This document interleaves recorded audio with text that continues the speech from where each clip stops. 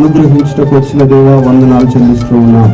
ప్రభా రక్షణ సువార్తను నాడు ఈ గొల్లలకు తెలియజేసినటువంటి దూతలు ప్రభా తర్వాత నేను ప్రపంచమంతటికి నీవు లోకంలో సేవ చేసినప్పుడు తెలియజేశావు. శిష్యులుగా బాధ్యతను అప్పగించావు. అనేకుల సువార్త విన్నవారు రక్షించబడి ఉన్నారు. నాయన ఈ అంత్యకాలంలో ప్రభా నీ సేవకుని భీమారం గ్రామం నుండి కర్ణాపురానికి నడిపించి ఈ కర్ణాపురం ప్రాంతంలో నీ ప్రవక్తగా నువ్వు ఏర్పరచుకొని ప్రభా నీ రక్షణ సువార్తను స్వస్థత కార్యాన్ని విడుదల కార్యాన్ని ప్రభువా ప్రకటిస్తూ జరిగిస్తున్నటువంటి దేవుడవయ్యా. ఎంత చక్కని దేవుడవు తండ్రి. ఒంటిగా ఒకరిగా వచ్చినటువంటి నాయన నీ సేవకుని రోజు కోట్ల మంది జనాంగంగా చేసినటువంటి దేవుడు, అనేకులకు తండ్రిగా చేసినటువంటి దేవుడవయ్యా. నీకు వందనములు చెల్లిస్తూ ఉన్నాం.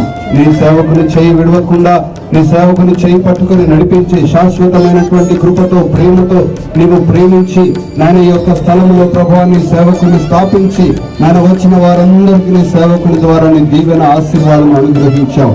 అంచెలంచెలుగా ప్రభువా ఈ స్థలమును వృద్ధిలోనికి అభివృద్ధిలోనికి ప్రభువా విస్తరణలోనికి నువ్వు తెచ్చినందుకై వందనములు చెల్లిస్తూ ఉన్నా.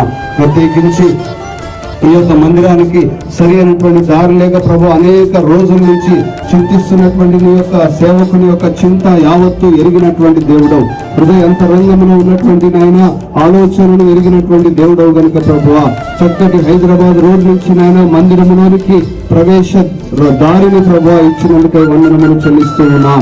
నాయన 30 ఫీట్ల రోడ్ ఇచ్చినందుకు వందనములు చెల్లిస్తున్నాం.